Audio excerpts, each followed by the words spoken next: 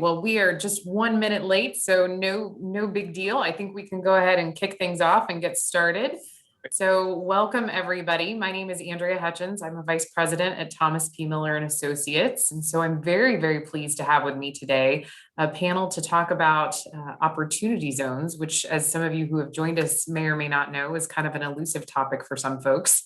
So I'm going to go through and just briefly introduce our panelists, but I do want our panelists to take a minute or two and talk a little bit about their role within their organization. So we have Elise Castleberry, Graham Allison, and Buddy Green here to join us today. And the three of these individuals represent a variety of industries that deal with opportunity zones. So dealing from the developer side all the way to the governmental side, I think we should have a really good panel today and kind of talk about not only how opportunity zones are underutilized, but how you all as practitioners can put your opportunity zones to use a little bit better. So we will be taking questions from the audience. I will hold those questions till about 30 minutes in. So feel free to start asking them whenever, but if I don't get right to them, just know that we do see them.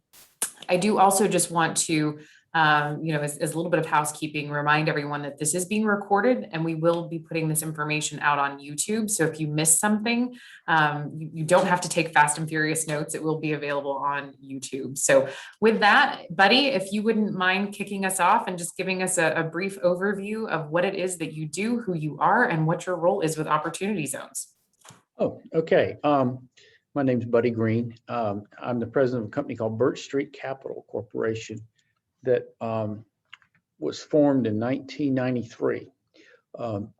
And we've done smaller real estate oriented deals. The reason is it was less expensive to buy in and I couldn't when I started. And the other was that it restricted the competition. It wasn't as big as it was for the large. I'm here in Charlotte, which is important. For the large deals, and then the small ones like a single family residence or something, that was kind of hard to do. I started doing a lot of historic tax credit work, renovating historic buildings and utilizing the tax credits to be able to help fund them back before I started Birch Street Capital, and we've kept on doing it. We've done them in Savannah, Georgia, in Charleston, in Rock Hill, South Carolina, and here in Charlotte. And that's sort of what got me into opportunity zones, because once you sort of understand how opportunity zones benefit investors, it makes it easier for the because it was new and a lot of people didn't understand it. Having historic tax credits come in into the project made it a lot better for the investor. So here's what it does. The federal credits have to be used. This is from 2017 on, which is when the opportunity zone came along, incidentally. The credits have to be used in equal installments over 5 years. But after the end of the 5 years, the credit owner goes away. So the opportunity zone investor then is able to absorb the equity that the credit investor put in, but not have to pay anything for it.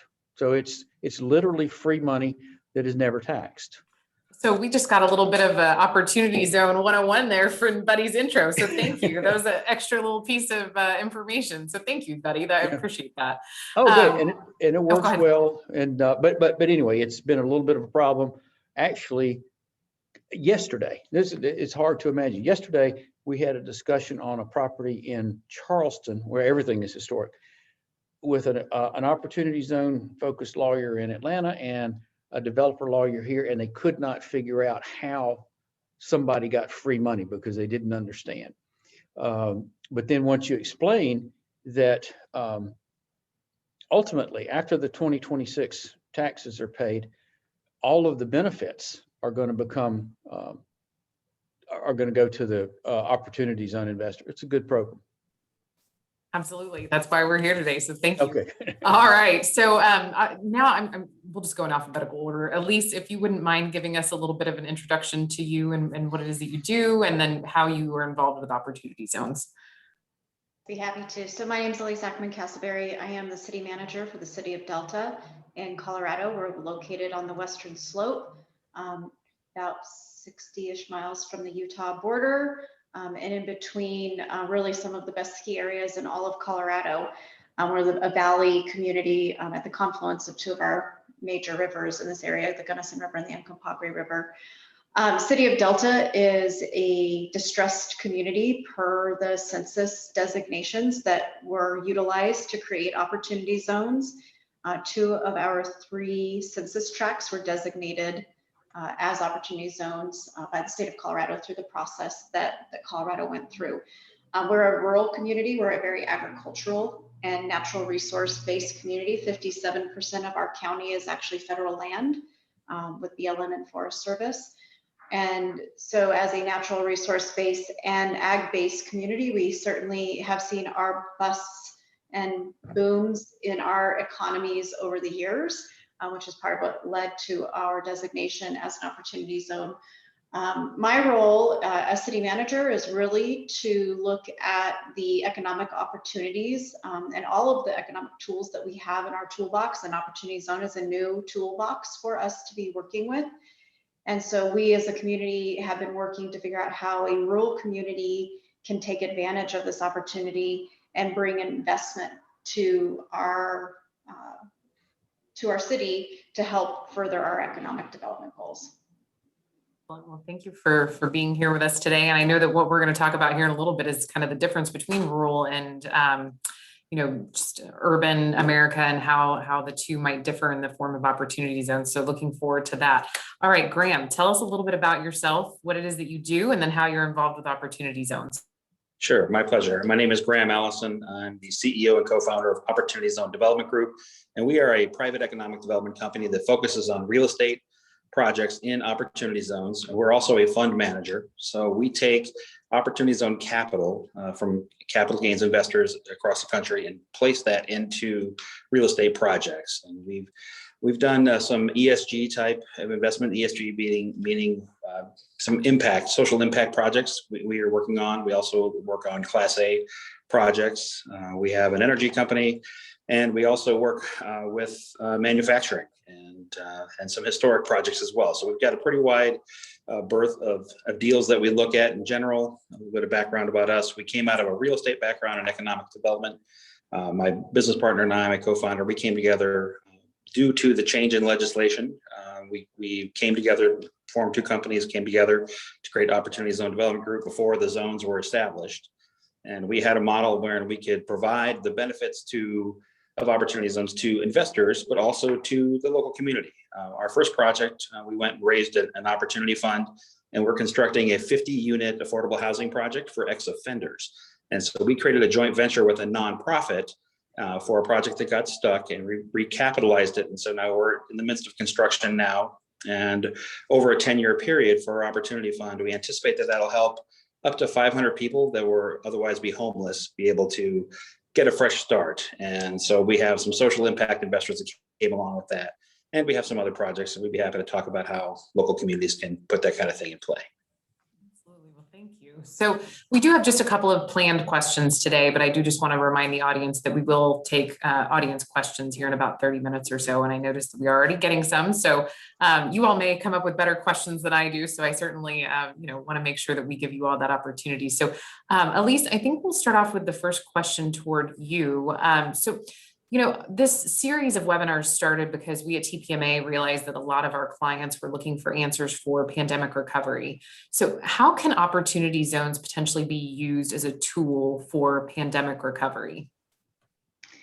Yeah, and I think I love that. So good first question. So I want to just give a little history of Delta to answer this question. So in 2014, we had two of our coal mines close, and found ourselves immediately dealing with about 1,000 jobs lost in the coal industry. And those jobs tend to be high-paying jobs, high-skilled jobs, making 80 to 100,000 a year, depending on, supervisor versus labor jobs. So we began at that point in time really an intense economic resiliency planning effort, and started looking at a variety of things that we could be doing, not just as a city, but as a region, to address that economic shock that we had experienced. And one of the things that we've been talking about since the pandemic began is how lucky we are that we were already in that sort of recovery conversation about what happens when you have something that you didn't expect to happen. So we have been in a position to continue to roll from economic impact from the loss of the coal mines and our coal industry right into talking about how do we continue that work now through the pandemic and the impacts of the pandemic on us. So we sort of feel like we've spent almost the last decade in economic recovery and building tools, but that means that we've also been able to build really strong plans. So our economic recovery plans include a whole variety of things everywhere, everything from workforce development, affordable housing development, as well as trying to identify economic sectors that we can attract to our community and which of those are good fits for our community. I mentioned earlier that we're a strong agricultural area. We've got the highest concentration of organic farms within the entire state of Colorado. We'd like to say in the US. If anyone wants to challenge me on that, I'm game. We also have Olathe sweet corn, which is a branded, nationally distributed corn that is grown here in our area. We have a very, very strong beef industry as well, with local small farm and small ranchers. That is one of our highest export values. So we've really focused on what can we do to enhance the value of our existing industries, including the agricultural industry. We remain a strong energy area as well, even though our coal mines have closed down. We have some of the best solar capacity. When you look at solar mapping, Delta County is one of the big bright red spots right in the center of the US. And so how do we continue to capitalize on our history as an energy county? Through that, we developed a number of projects and plans. Some of them are community development focused, some of them are industry focused, and all of them tie back to entrepreneurship and supporting and growing our existing industries and including our existing entrepreneurs. So when opportunity zones came along, we saw that as another tool in the toolbox to work with, along with all of the other incentives that we've been able to put together both locally, regionally, and also with the support of the state of Colorado. And looking at opportunity zones, what we really saw was a chance to entice outside investment and maybe fast forward some of our plans and some of our thinking by finding ways to bring that outside investment into our community. Without much effort, just having the designation in of itself, we already have several projects that are going, but investors that were, might have bought land here 10 years ago and have been waiting for an opportunity to do something with it, as well as investors that are coming in. So it's already happening organically, but I think the fact that we have all of those plans and strategies in place is one of the reasons why we are seeing some of that investment right out of the door. So I'd encourage any community out there that hasn't started that kind of planning to start doing it now, because it does pay off fairly quickly, but you also have to have a long range vision. More specifically, we have worked with support from the state of Colorado through some grant funding to put together an opportunity zone prospectus, basically a series of marketing tools that we can use to market our community and specific projects that we have identified that we believe are ready for investment. They're ready for a fund to come in and make investment. And we've worked with our community to identify what those projects might be. And then we put marketing materials together around those so that we can try to attract that outside investment and help fast forward those conversations again. Those are everything from real estate projects and as well as redevelopment projects. And then also in some of our newer growing businesses that are ripe and ready for investment through Opportunity Zone that are there and ready, looking for that next big infusion of capital so that they can make the next leap in their business planning. All of that work has been put together with Thomas P. Miller and Associates, is who we hired to help us with that work. That's our connection with you. And so far, we're in the implementation stages of that. And again, we already have some investment happening, and some of that's probably organic, but I do think that it happened because these conversations have been ongoing. So yeah, I think having that toolbox, doing that planning, There's kind of, there's nothing like a drought to get you to think about water conservation, and there's nothing like an economic crisis to get you thinking about economic recovery. So we've just taken full advantage of those opportunities. Well, and I mean, you hit the nail on the head there, at least when you talk about, getting out ahead of things, it really does take, a proactive approach, right? Like a proactive community approach. And when you have a community like yours who is bought into a strategy and understanding the need for a strategy, I think that that's extremely important. I know a lot of folks, that come to the table that, we're working with sometimes, they're anti-plan because it sounds like a waste of money, but it really is a matter of, getting it moving forward. So, so speaking of moving it forward, I love that approach that you talked about with the fast forward. So, Buddy, I know that you've got something that you want to add to this conversation here. So how can opportunity zones be utilized as a tool for pandemic recovery and in your opinion and in your experience? It's a good question. Some of the things that we see in the rural areas and the smaller towns, we're in North Carolina, South Carolina, and Georgia, and Alabama, we're trying to pool opportunity zone developments so that when opportunity zones started, we make jokes in this business because all it was people who stood up and said, we're going to raise $1 billion and then go find something to do. And those never worked. Is that the most successful ones that we're seeing right now are the ones that are not concentrating on one specific project. They're going to multiple projects because if any one of them has a hiccup, then the others can carry them through and they make more money. And I like what Elise was talking about using it to be able to supplement farms and growth areas in rural areas, because sometimes they don't have anything else to do, or until in the Carolinas especially, there's a lot of manufacturing coming in. So those are ways I think that are helping. It took a little while for everybody to sort of figure out how to use these.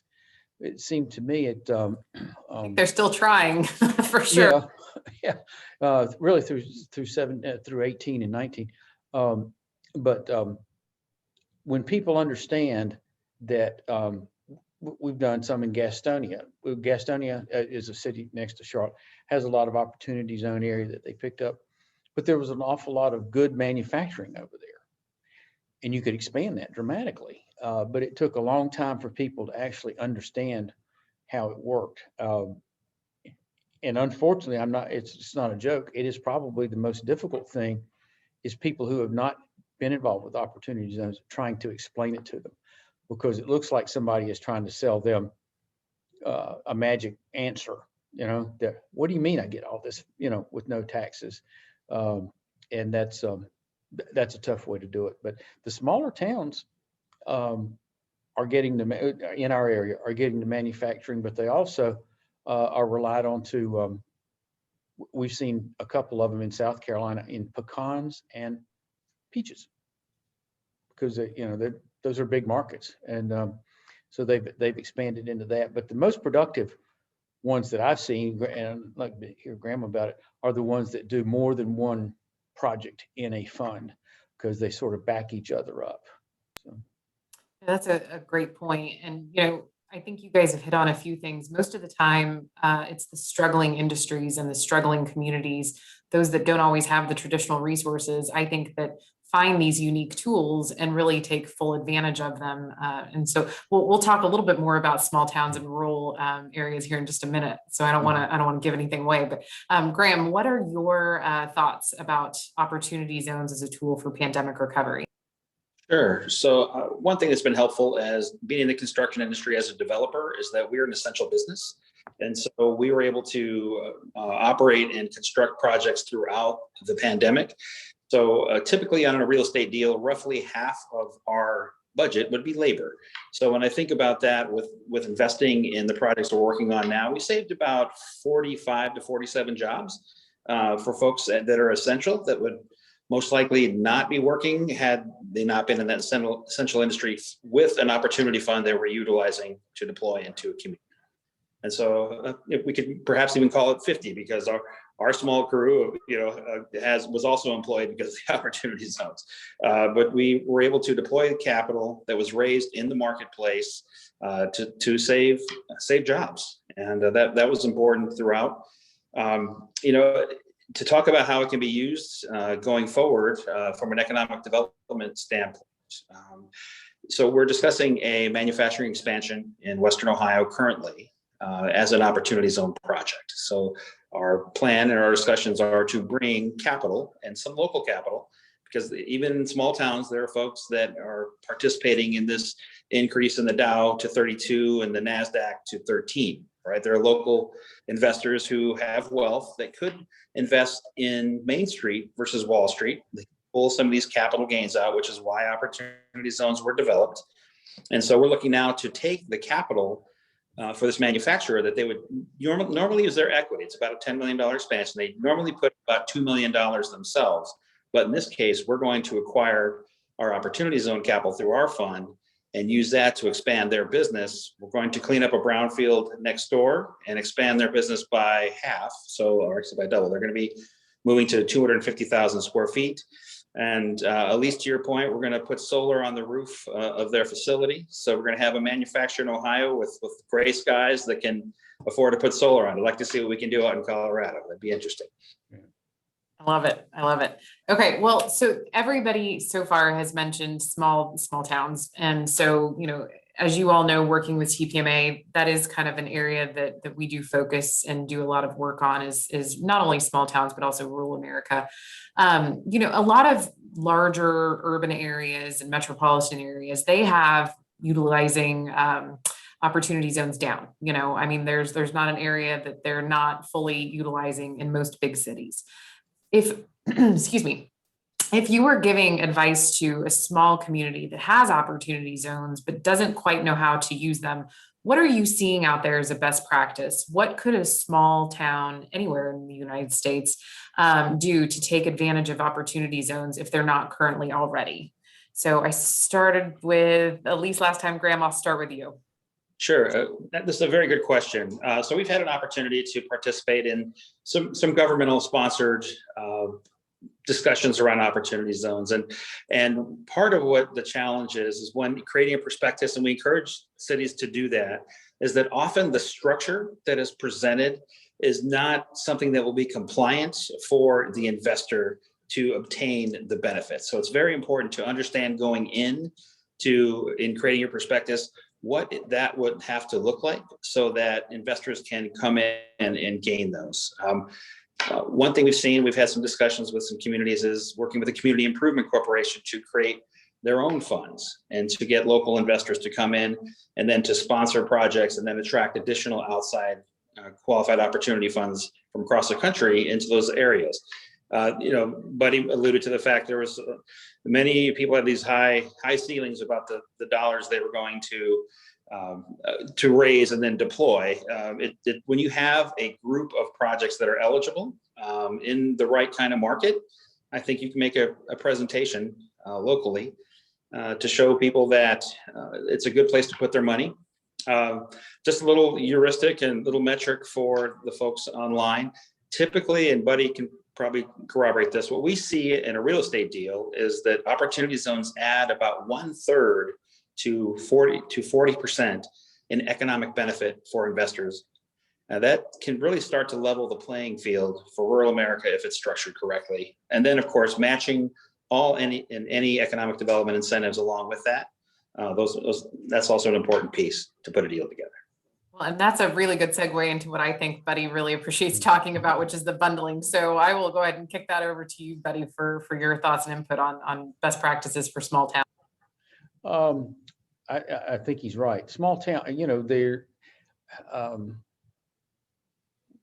they're not going to build the developer's not going to come put a Ritz-Carlton in these little towns, but there are things that people can do, assuming that the town or the region gets behind being able to work with something like this, because there are a lot of folks who are looking to go to things like, I was just so shocked by the pecan farms that were put together in South Carolina. I would have never thought about that, but I also never thought about how many tons of those things are processed every month, you know? So they're there, there's no competition necessarily, or the competition's marginal. But somebody's looking to get into that. Most of the buildings in these small towns, the ones I'm familiar with, can use some upfit to do just about anything. One of the pandemic issues that we're starting to deal with is that a lot of people are leaving big cities and going to smaller towns. Now, they're not going to move into the old jail downtown or something like that, but things can start to get built, and we're seeing that. Our growth in South Carolina, especially from New York, is just amazing. So these things are there and they can be used, but it's the regional folks have to look at what they do have available. If it's just a forest or something, you know, even you can make money on that too. But I have come to conclude that probably the best thing to do is for the local staff to start looking for legitimate funds that want to expand. So if they're doing a Ritz-Carlton somewhere, they may want to do 7 or 8 other projects, and something like this will be relatively safe, and it'll pay off, and it'll help carry the load. So we've gotten to where we're probably not doing any single projects in opportunity zones. We're merging the fund, the opportunity zone fund, with some other projects to just keep the safety up. It's, you know, if anything happens to one of them, the rest of them, it pulls them back together. Sure. Well, and I feel like that makes it more attractive for a wider variety of investors too. So that's great. So Elise, before I ask you the same question, I just want to let our panelists know we do have 2 questions from the audience. I am going to ask those questions after I give you the opportunity to address this last question, Elise. So back to you, I guess, with that question then, what are the best practices that you're seeing in small towns in the United States that you might be able to give to some of our audience members for advice? Yeah, and I'll talk about what we are doing specifically as a small town, but I think our strategy is really rooted in the strategy that the state of Colorado helped us identify. And I think that's one of the key things. I don't know what other states are doing, but Colorado, under our previous governor, Hickenlooper, who's now a member of the Senate, and then continuing under our current governor, Jared Polis, really took an aggressive front end approach to roll opportunity zones out across the state and support the effort at a statewide level. And I think that makes all of the difference. They really went out, they worked very hard during the process to identify which census tracts got designated, to make sure that there was a very strong representation of tracts within rural Colorado. It would have been very easy for them to put the majority of those tracts within Denver, Arvada, Aurora, Colorado Springs, all of our major cities, and used up the majority of the percentage of tracts that they were allotted. But they made an effort to really spread those out across the entire state. And I think if you look at the state of Colorado, the majority of our census tracts that got designated are actually in rural Colorado. They then recognized that they were going to need to assist those rural communities in rollout and preparation. And so it's really been a statewide effort, and City of Delta and Delta County, we jumped on the bandwagon, which is what you do when you've got some great leadership happening. But specifically what that has entailed is, I think, first and foremost, education of your elected officials, education of your business community, including your CPAs and your legal resources, because ultimately you've got to have that knowledge base, I think, for effective rollout of other ideas. So we started that early on, not just here in the city of Delta, but really across our entire region. And we had really good regional coordination and collaboration on those education efforts. The next thing that you really need to do is start identifying potential projects. And for several reasons. Number one, if you have any intention of getting actively involved to help market and push those projects and make connections and be a connector, you have to understand what the projects are and which projects might be a real good fit for Opportunity Zone and which might not be. And I think to one of the other, I can't remember if it was Graham or Buddy that said it, not all projects are necessarily going to be good, or they're not going to tee up appropriately for opportunity zone investments. You need to start understanding which ones you have that do and which ones you have that do not. To that end, I'd encourage every community to go through the effort of putting a prospectus together that does speak to the investor. You're not speaking to your community, you're speaking to the investor, and you need to have a prospectus that does that. I think we did a pretty good job with that. Ours is just on the tail end of completion, and again, as I said earlier, we're getting ready to implement it. But it's really focused on why an investor should come in and look at, you know, the affordable housing projects that we've identified, the small manufacturing opportunities that we believe are ready for investment, the redevelopment opportunities. And to that end, those of us that are lucky enough to still have a true downtown and a true Main Street, that is the easiest low-hanging fruit. You've got, I know for most of the rural communities I'm familiar with, we've got underutilized buildings. We have buildings that haven't been updated to current codes and regulations, and therefore can't be used at their maximum benefit. And that's the easiest projects to try to attract interest to. Somebody can acquire one of those buildings and easily make that investment in that building, and then have a very viable 10-year hold on that property while they continue to build their capital gains and their investment opportunities up in that. I think the final piece of it is that you really have to understand that this is a private investment model, not a public investment model. Although we believe that there are ways for private-public partnerships to happen, and we are exploring every opportunity to do that.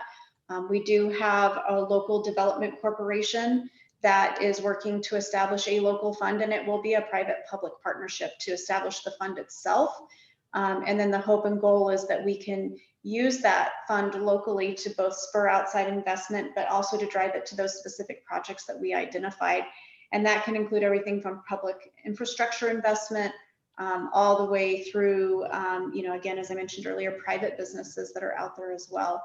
We see a lot of alignment between everything that we've identified, but we've identified all of that because of those planning efforts. So make the time to do that planning. It doesn't have to be complicated. I think we got our prospectus, really the core of it, done in 6 months, and really 3 months of that work probably jumped us light years forward in terms of understanding and beginning to push. Right now, we're just trying to make sure that the final marketing materials look perfect, and that's really where we're at, and definitely worth the time that it takes. And in the grand scheme of things, 3 months, 3 to 6 months is what time well spent.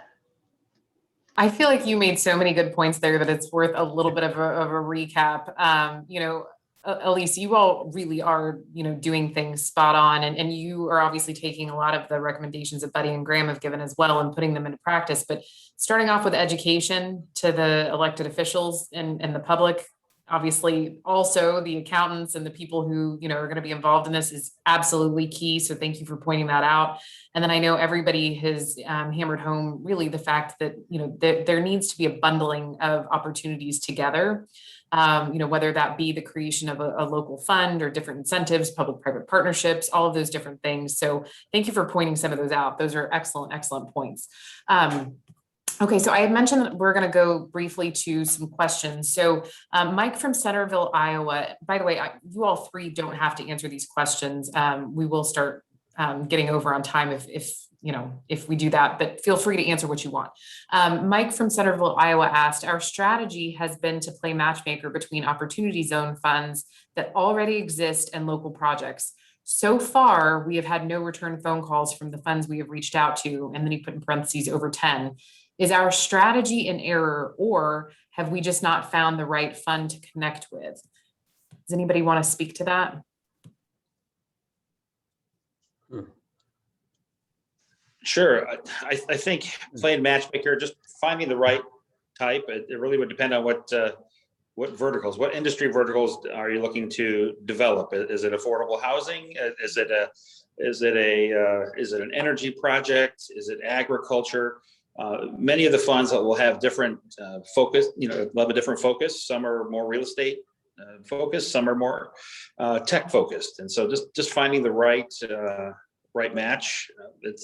There can be some challenges there, but I guess really honing in on who your investing fund would be.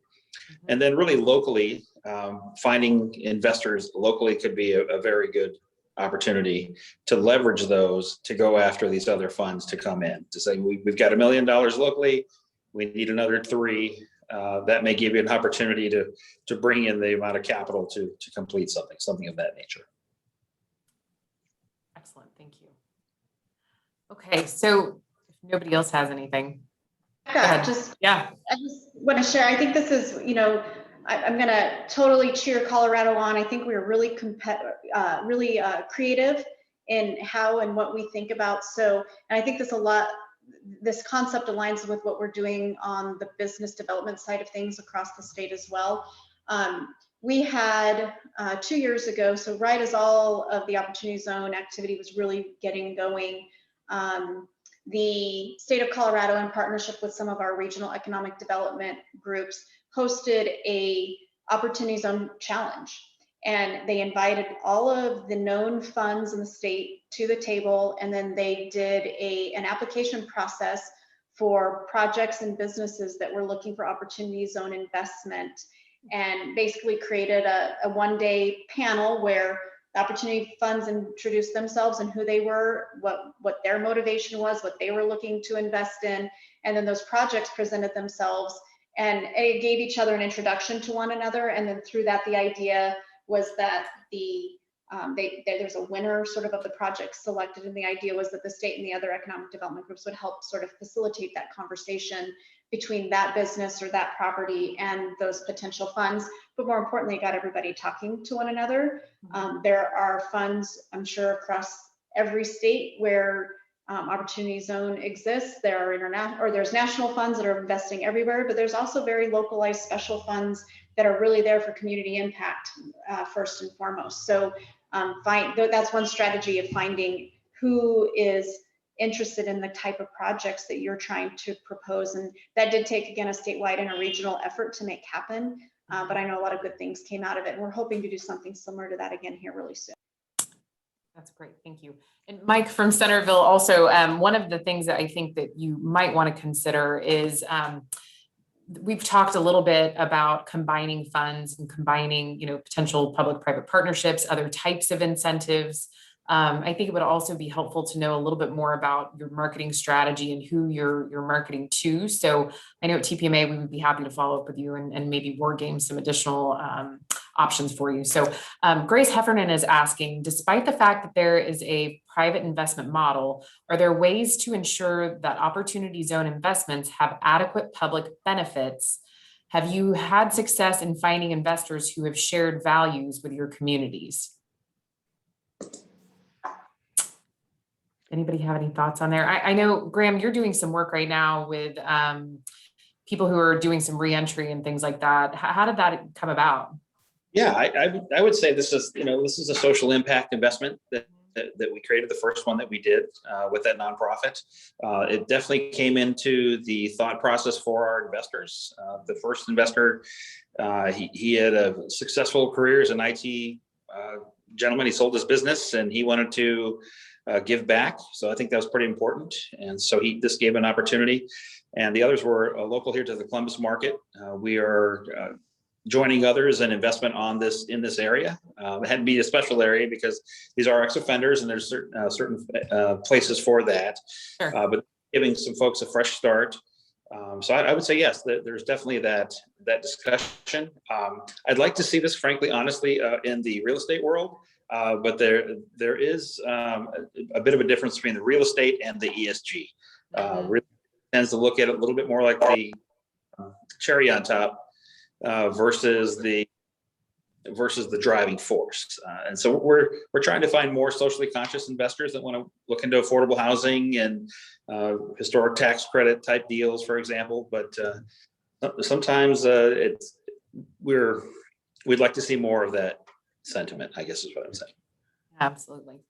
We've always been focused just on the real estate side. So the social piece hasn't really been much that we've been involved with. But what is going on is these people now that are understanding that they should merge projects into a fund are going to, the most recent one I've seen has something in Rome, Georgia, which is a rough place, and in a very, very bad neighborhood in Charlotte. But it doesn't take but an old grocery store being repaired and put into some sort of viable use in one of these terrible neighborhoods before everything starts to pick up. Everybody sees that, and it gets good publicity, and it is making a social impact. Again, it's not a big part of what we've done, but it's starting to go that way. So I'm kind of glad that y'all are talking about that because it is going, it's moving in that direction. Andrea, Sure. can I build on that quickly? So one Yes, of the things absolutely. One of the things that we look at in working with the city of Columbus and other communities is to try to create more mixed income communities. We're looking to create neighborhoods that are walkable, where people can engage as soon as we have social distancing limited, that is. But something rather than creating a here and a there with people, but creating something more of a spectrum of professions and income levels. Within these opportunity zone areas, rather than having, a flight to the suburbs and then back to the, Right. we don't have Paris where everybody that is, wealthy is in the middle, and then everybody that's not is extricated to the outside of the core. Mm-hmm. We want to create opportunities for affordable housing, which is like giving somebody a 20% raise, and, really create jobs in these areas, foster entrepreneurship. These are the kind of things, and Elise could probably tell you more about that. About their goal. Well, and if you look at things, from a regional perspective, it is those regions that focus on mixed income, mixed use, mixed everything, right? That are really and truly successful. They have better businesses, they have more thriving workforces, and they have happier people. So that's a really, really good point. We did have one other question from the chat that I'm going to ask really briefly, and then we'll get back to our other questions, which, if you remember, we were going to talk just a little bit about rural opportunity zones, but just briefly, I think this will be a pretty quick question to answer. So it looks like Coach Narcy is asking, how can nonprofits benefit from this program? We plan to hire 3 part-time employees, which means they're growing, but they are also entering into a 5-year lease in an opportunity zone, but they don't currently pay taxes. Is there any opportunity for them to take advantage of opportunity zones? Yeah, I'd be happy to take a crack at that a little bit, because I think this is the public-private partnership concept. The whole basis behind opportunity zones ultimately comes down to ownership of an asset or a stake in a business for a period of time that you can then realize, tax credits for making that investment, and probably in a property or business that you would never otherwise have invested in, right? So where we are really seeing the opportunity for maybe public-private partnership and projects, and I think a nonprofit could consider, is, especially in that lease area, is not necessarily an investment in your business as a nonprofit and in the entity of the nonprofit, but in the development of the space. So, can you work with a fund to build or acquire the space that you need for the next 10 years and do a lease purchase agreement with them where you are helping facilitate that investment, but you work your way towards ownership once the benefits of the investment opportunity begin to wane for the investor, and look at that relationship over that period of time. So maybe instead of a 5-year lease, you do a 10-year lease, and maybe there's a purchase option at the end or not. But you do that in a way where the investor knows that they have a guaranteed renter with guaranteed income source to help them make that decision, to make that investment in that infrastructure, in that asset. We're looking at that as a possible thing with we're looking at municipal owned buildings and properties that we have. Is there a way to create a partnership through these assets wherein then, instead of maybe going out for bonding on it like we would normally, or certificates of participation or other funding mechanisms, we actually have the fund purchase the property and do the construction, and we lease it back from them with an agreement to purchase it at the end of that period, whatever that might be. Maybe it's 10, 15, 20, these can go all the way out to 30 years. So that to me is the single easiest way to look at how you create that investment opportunity, or that benefit to the nonprofit or local government, municipal government community. I haven't seen a model where it makes sense to invest in the nonprofit though, because this is all about income and increasing your investment. So I'm all ears if there's a good example there. Well, I So, do think, oh, go ahead, Graham. At least that's exactly what we did with a company called Cargominium Partners. And that was a joint venture between a nonprofit locally for the ex-offenders and our company. And then we raised an outside fund to attract the capital to develop that project. That's exactly the model. And I was just going to add to that. I feel like that's a perfect opportunity for so many of the firms that are now looking for impact opportunities. There are a lot of firms who have gone away from the traditional donation that you might give to actually doing some sort of an investment to really help disadvantaged communities and so on. And so I think that could be where you could align a partnership with a nonprofit. Buddy, did you have something you were going to add? Oh, I was just going to say that's a perfect example of how it should be done, because so many people don't realize that a tax-free organization, it doesn't have any kind of tax liabilities, so they don't need to look at that, but they still need a place to operate, so they do need to have a building. So then you bring somebody with a tax situation in there, everybody wins. It sounds simple, but it's sort of hard to communicate, and it's sort of hard to get out, into the selling point. So there was two other comments that I want to just briefly read. So one was that the federal government has aligned over 390 federal grants and programs with opportunity zone benefits and or preference points for organizations applying for federal competitive grants, targeting services and development of residents in opportunity zones. So thank you, Eric. Yes, that is a really good comment. And then further, Coach also just commented again that their goal is to own their own property, and they're a minority-led organization. So Coach, I just want to clarify, I think some of the comments that were made about having another organization own your building and you do a lease, basically you would be paying that organization to pay down your equity and then, own the building outright in about 10 years when the opportunity zone timeline had expired. So that the company that was owning the building while you were leasing it was getting capital gains while you were getting equity into the property that you would eventually own. So anyway, okay. So back to our questions. We were on, should rural communities use their opportunity zones differently than cities or metropolitan areas? And I know that a few of you had alluded to that previously. So Buddy, do you want to start us off with some opinions there on how rural communities might use things differently? Well, they have a harder time because it's not as dense. There's not as much demand for space, that sort of thing. So one of the things that we found, that haven't necessarily done, but we have found and been involved with, are that some kind of business can locate there. And that's something that you can shop around to investments groups. The other one is farms, and like Elise said, growth operations are tremendous, and they can benefit from those.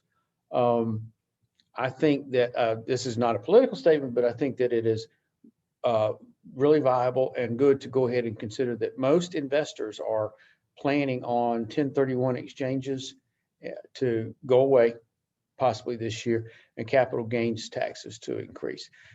Now that seems to be viable, the interest we're getting is so much better.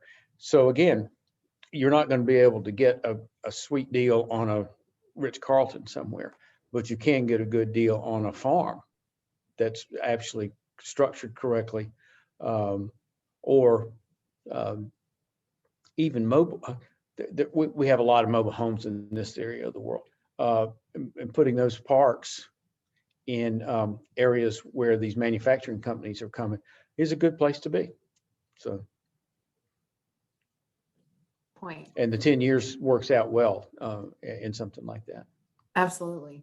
Mm-hmm. Okay, so Elise, how about you? Any ideas for how a rural community might use opportunity zones differently than a municipality or a metropolitan area? Well, I don't know that it would use it that much differently. I think maybe the issues or needs that you're addressing might be different.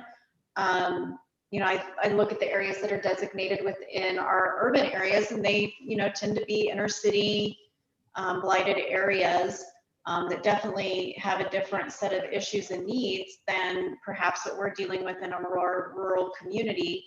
But I think the tools are very similar, whether you're working on urban economic issues or rural economic issues. And that, I think, goes back to what I said earlier, that you have a series of tools available to you, and can you begin stacking those together?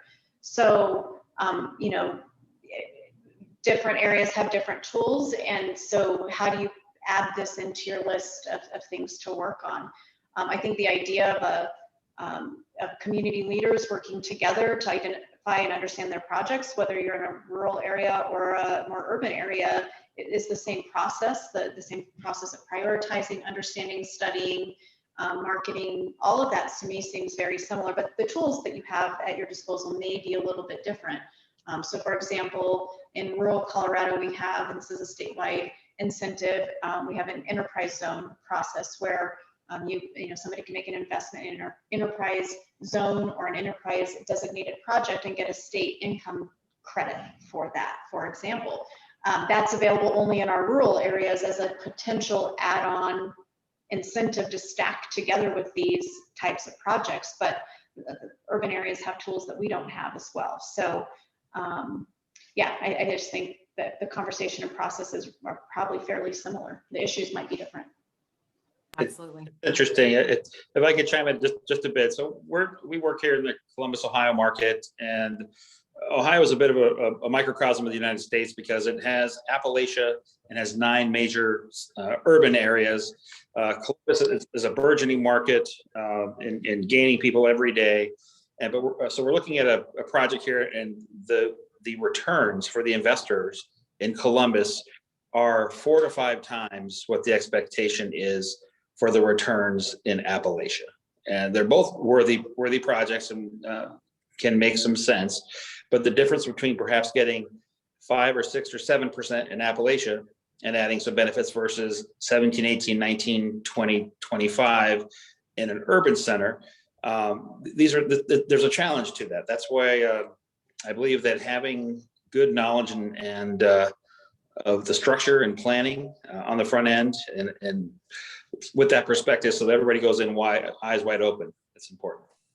That is so helpful, Graham. I really and truly think that is one of the perspectives, I'm stuck on prospectuses, one of the perspectives that a lot of our economic development organizations don't think of when they're in a rural area, is that sometimes you're not only competing for workforce and investment and things like that, but yes, I mean, you need to compile deals, right, and be more creative more so than ever. So I think you were going to say something, Graham. Go ahead.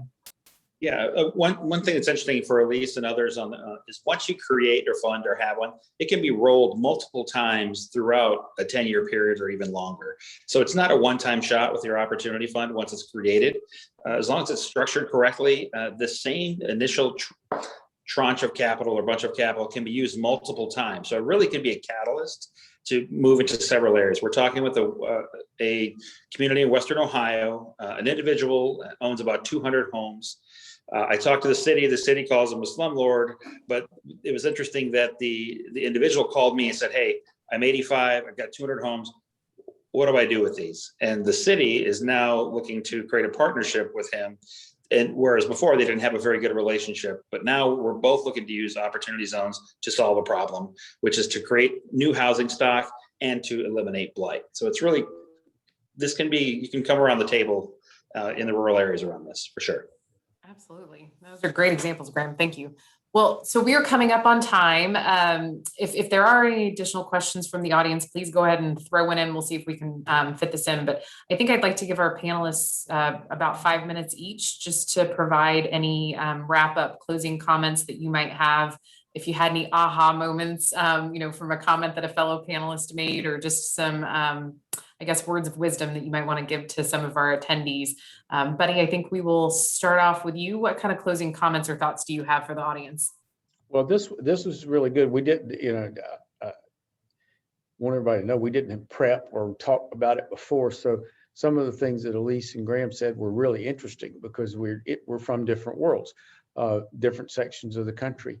The opportunity zone, we're doing it obviously as real estate developers more from a business standpoint than from a standpoint to help communities, but it's becoming obvious that it is helping communities. And the good thing is the way we're structuring these benefits, hopefully benefits everybody, because it produces businesses and developments in areas that they couldn't have created 3 years ago. And now that people are getting more comfortable with it, the opportunity zone just didn't, nobody seemed to understand it for a couple of years, so it's coming around. And then we're seeing these people getting more interested because of the concerns about capital gains tax rates and 1031 going away.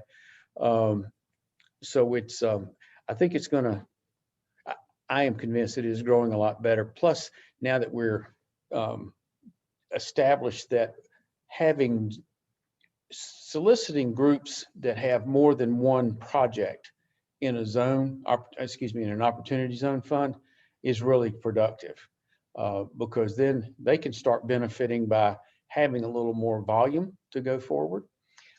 Another thing is to be able to explain how that the 12/31/2006 tax liability works. And that what we found that's working very well is these groups that are coming up they have their own money in it, plus the investors' money. So their plan is to refinance these projects in late 2025 or 2026, so that the people can get their capital back and pay their taxes. And it sounds so simple, but nobody put that into place until a couple of months ago that we knew about. And it really works, because all of a sudden, the fact that they're not going to have to pay any taxes, and actually, if they get lucky, they're going to get their money back tax-free because it's refinanced, is a good way to go about it. So there are a lot of options. This is not talking about that. There are a lot of options and a lot of opportunities that I don't think that most people understand. And the few small communities that I've been with, the folks there are trying to do that. The city executives and whatnot, they're trying to do it, but you need to bring it up, because they're trying to keep the bills paid, and keep things moving and keep things safe. But there are a lot of advantages that they actually have just because of where they are and the fact that things can locate or be rebuilt there. But they didn't, they've been sort of on the outside for a long time, and they I know it sounds weird, they don't have the attitude that they should, because they can benefit a lot, and they benefit, and the people that invest benefit. It works out real well. Absolutely. One of the few things I've ever seen that does that. So, I have to tell you, buddy, I really do appreciate the inside baseball, if you will. I was an economic development director once myself, actually not too long ago. And I know from the real estate side of the house, and especially the development side of the house, it used to kind of be one of those, what goes on behind that magic curtain type thing. So appreciate your honesty and just being able to pull back that curtain for our audience. So thank you. Right. All right. So how about you, Elise? Any closing thoughts, comments, or ideas that you want to leave with people? Yeah, I've got just a couple things. When Graham talked about the difference in investment of growth potential, it made me just think about that the process and the conversations might be similar, but yes, the outcomes may be very different, which is again why I think it is so important to look at how you can bring other opportunities to the table as a community to help those projects out. So I wanted to talk about one specific project that we have happening right now. This is one of those. It happened on its own, but I think our conversations and just the fact that we were highlighting it is what helped bring it to the forefront. So we have a developer that's in the process of building 72 units of multifamily housing. It's our first major housing project in over a decade. We are still recovering from the Great Recession here. So having 72 new units come in is huge, and we're in the middle of a housing crisis. Going back to the exodus out of the metro areas, it was happening before the pandemic, but it accelerated during the pandemic. And we are in a major housing crisis now. So these 72 new units and their market rate, but they're desperately needed, and they're going to be a great big pressure relief valve on the overall system for us, at least for a short period of time. The developer did set up a fund, and they did attract outside investment, but they were only able to get their capital loan for the project at 60%. of the total project cost. And they had to raise 40% capital. So a big chunk of that 40% that they had to raise came through their efforts with their Opportunity Zone Fund. And in the end, they were tight. They were concerned about their ability to move the project forward. And so they came to us, and through our local economic incentive program, we waived all of their building permit fees, which was not a ton of money. It was about $56,000.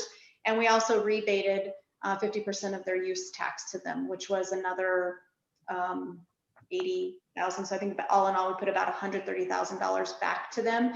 And I'm not sure that made or didn't make their project, but it definitely helped boost their confidence. They're coming into a shaky market. They're making a huge capital investment that's not just in loan, and they plan on being here for a while. It is a rental project, and they have another piece of property that they plan on moving on as soon as this one's done. So it helps build that relationship, and it helps just, every little bit I think that a community can give can help.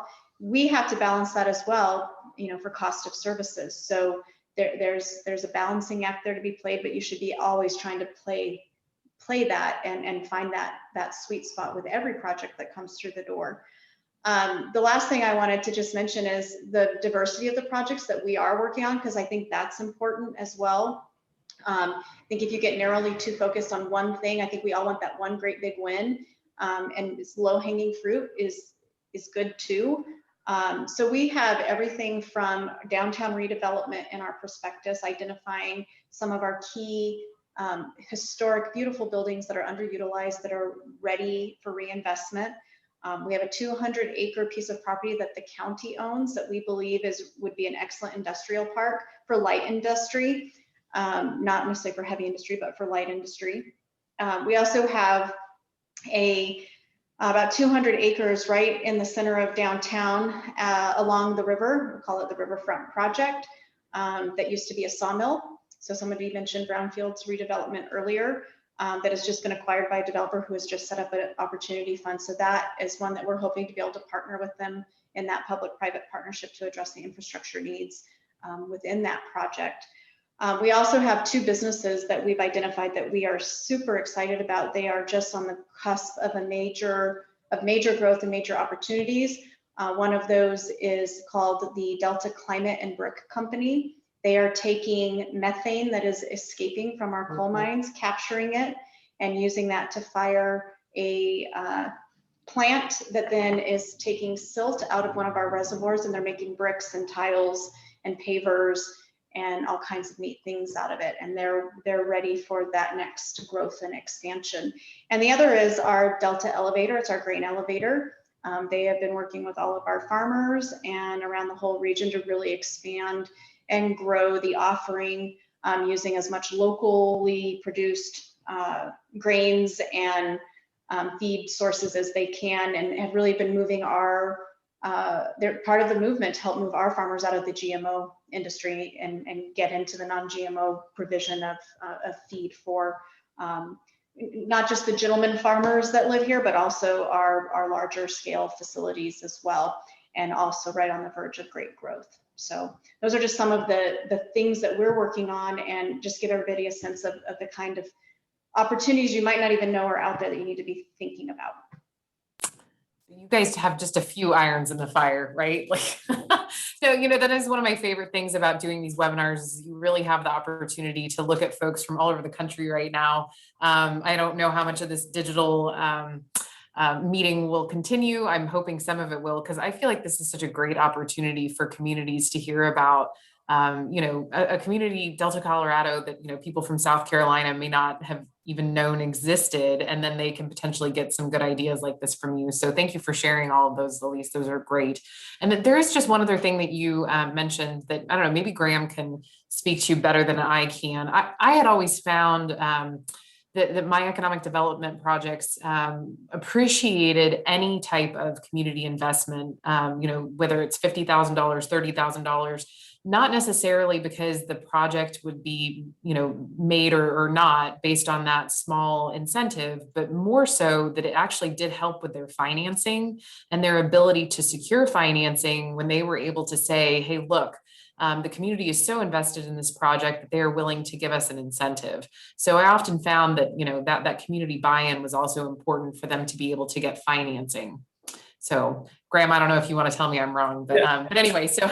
Yeah, it's very, very important, and I'll keep it short. So thank you everyone for listening. So for communities, they can be used. So if you manufacture, if you want to create an incubator, to create housing stock, whether it's workforce or single family homes, there's so much flexibility with this. It's a matter of just figuring out from your planning where you want to take your community and positioning it to enable investors to look at your community to really to gain the benefits and to build our economy. Wall Street's doing great. Let's get more money into Main Street. I think that's the goal. Thank you. That was a great closing comment. I feel like we should just drop the mic and walk away, Graham.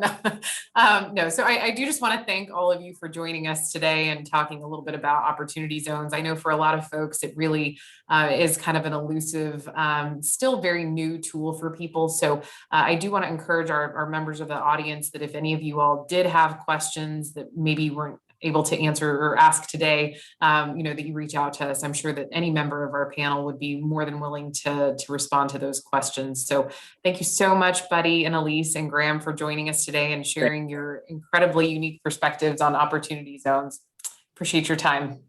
Thank you so much. Thanks. Take care, guys. Thank you. Okay. Bye-bye.